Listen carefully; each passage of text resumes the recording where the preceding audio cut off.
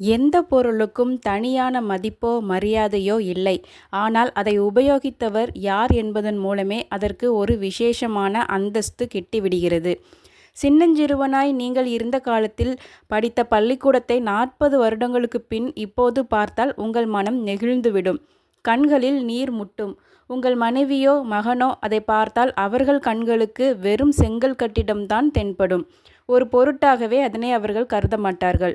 உங்களைப் பொறுத்தவரை அந்த கட்டிடத்துடன் உங்களது வாழ்வின் இனிய நினைவுகள் பின்னி பிணைந்துள்ளன. ஷேக்ஸ்பியரின் கையெழுத்தை ஏலம் விட்டால் 8 கோடி ரூபாய்க்கு ஒருவர் வாங்குவதன் காரணம் இதுதான்.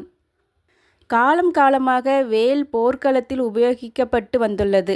மறவர்களின் படையில் வேற்படை என்று தனி பிரிவே உண்டு. வேல்களை சரசரவென்று வீசக்கூடிய பொறிகள் கோட்டை மீது பொருத்தப்பட்டிருந்ததை தகடூர் யாத்திரை உள்ளிட்ட பண்டை நூல்கள் விவரிக்கின்றன. எனினும் வேல் என்றாலே நினைவுக்கு வருவது முருகக் கடவுள்தான். அவரது கையில்தான் வேல் அற்புதங்கள் செய்தது. அதுவும் மனித குலத்துக்கு பயன் தரும் வகையில் பணிபுரிந்தது. ஒரு மரத்தடியில் வேலோ சூலாயுதமோ நடப்பட்டிருந்தால் மக்கள் பயபக்தியுடன் நின்று கும்பிட்டுவிட்டு செல்கின்றனர். இங்கே திரிசூலம் வெறும் உலோக கருவி அல்ல, சிவனையும் சக்தியையும் நினைவூட்டும் சின்னம். சிலுவை என்றதும் நினைவுக்கு வருவது இறைமகன் இயேசு கிறிஸ்துதான். உண்மையில் சிலுவை என்பது அந்த காலத்து தண்டனைகளில் ஒன்று. தமிழகத்தில் கழுவில் ஏற்றப்படும் பழக்கம் இருந்தது. தற்போது மரண தண்டனை கைதிகளை தூக்கு மரத்தில் தொங்கவிடுவது போல் அந்நாளில் ரோம சாம்ராஜ்யத்தில் கொடிய குற்றவாளிகள் சிலுவையில் அறையப்பட்டனர். புனிதனான இயேசு சிலுவையில் அறையப்பட்டதை அடுத்து அந்த கொலைக்கருவி இன்று கோடிக்கணக்கானவர்களின் வழிபாட்டு சின்னமாகவே மாறிவிட்டது. கவியரசர் கண்ணதாசன் ஒரு கல்லூரியில் கவியரங்கம் ஒன்றில் கலந்து கொண்டார். அவர் கவிதை வாசிக்க எழுந்ததுமே அரங்கத்தில் உற்சாக ஆரவாரம் எழுந்தது.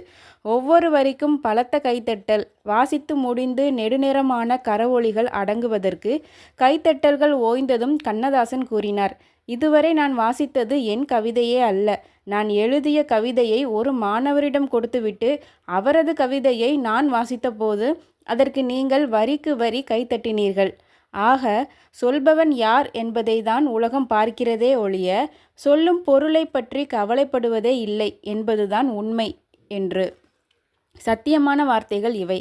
அகிம்சையை காந்திஜி போதித்தார். உலகமே அவரை கொண்டாடியது. அதற்கு முன் எத்தனையோ பேர் அகிம்சையை போதித்தனர். அவர்களின் பெயர் கூட யாருடைய நினைவிலும் நிற்கவில்லை. அதுபோல் சங்கு என்றாலே கிருஷ்ணன்தான் நினைவில் வருகிறார். சங்கு சக்கரம் ஏந்தும் தடக்கையன் என்கிறது திருப்பாவை. குருஷேத்திர போரின் துவக்கத்தை கீதை வர்ணிக்கிறது.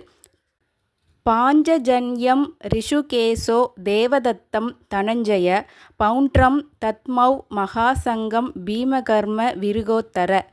கிருஷ்ணர் பாஞ்சஜன்யம் என்னும் சங்கை ஊதினார். அர்ஜுனன் தேவதத்தம் என்னும் சங்கை ஊதினான். பீமன் பௌண்ட்ரம் என்னும் சங்கை முழங்கினான். அவரவருக்கும் தனித்தனியே சங்குகள் உண்டு. எனினும் பாஞ்சஜன்யம் முழங்கிய போதெல்லாம் அனைவரிடமும் ஒரு மெல்லிய நடுக்கம் ஏற்பட்டதாம். பாஞ்சஜன்யம் விருப்பு வெறுப்பற்றது. எவர் கட்சியிலும் அது சேர்ந்தது இல்லை. அது நிற்பது தர்மத்தின் பக்கத்தில். அது ஒலிக்கிறது என்றாலே அதர்மம் அழியும் என்பது பொருள். அதனாலேயே அதன் ஒலி கேட்டதும் அர்ஜுனன் உட்பட அனைவருக்கும் ஒரு நடுக்கம் ஏற்பட்டது. நாம் சரியான பாதையில்தான் போகிறோமா என்று. குருகுலம் முடிந்து கிருஷ்ணர் கிளம்புகையில் எதிரே வருகிறார் பரசுராமர். கிருஷ்ணர் யாரென்றறிந்த பரசுராமர், இனி என் வேலை முடிந்தது, நான் கிளம்புகிறேன். அதற்கு முன்னால் என் காதுபட உன் சங்கினை ஊதி புது யுகம் பிறந்து விட்டது என்பதை உலகுக்கெல்லாம் தெரியப்படுத்து என்கிறார். அதன்படி கிருஷ்ணர் முதன்முறையாக தமது பாஞ்சஜன்யத்தை முழங்குகிறார். விண் அதிர அதன் அடிநாதம் எங்கும் பரவி அண்ட சராசரங்கள் எல்லாம் சிலிர்த்தனவாம். ஆயிரம் மன்னர்கள் அந்நாளில் தங்களுக்கு என்று தனித்தனிய சங்குகள் வைத்திருந்தனர். அவற்றுக்கு தனித்தனிய பெயர்கள் உண்டு. தர்மபுத்திரரின் சங்கு அனந்த விஜயம் எனப்பட்டது. நகுல சகாதேவர்களின் சங்கு முறையே சுகோஷம் மணி புஷ்பகம் என்று பெயர். எனினும் அவை எவையும் சரித்திரத்தில் பெயர் பெறவில்லை. அந்த சங்குகள் எல்லாம் அந்தந்த மன்னர்களுக்காக ஊதப்பட்டன. தர்மத்திற்காக முழங்கிய ஒரே சங்கு பாஞ்சஜன்யம் மட்டுமே.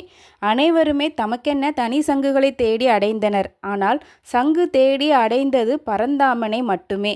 இதைதான் ஆண்டாளும் போல்வன சங்கங்கள் பொய்ப்பாடு உடையன என்கிறார். மேலும் ஞாலத்தை எல்லாம் நடுங்க முரல்வன பால் அன்ன வண்ணத்துடன் உன் பாஞ்ச ஜன்னியமே என்று பாடி துதிக்கிறார்.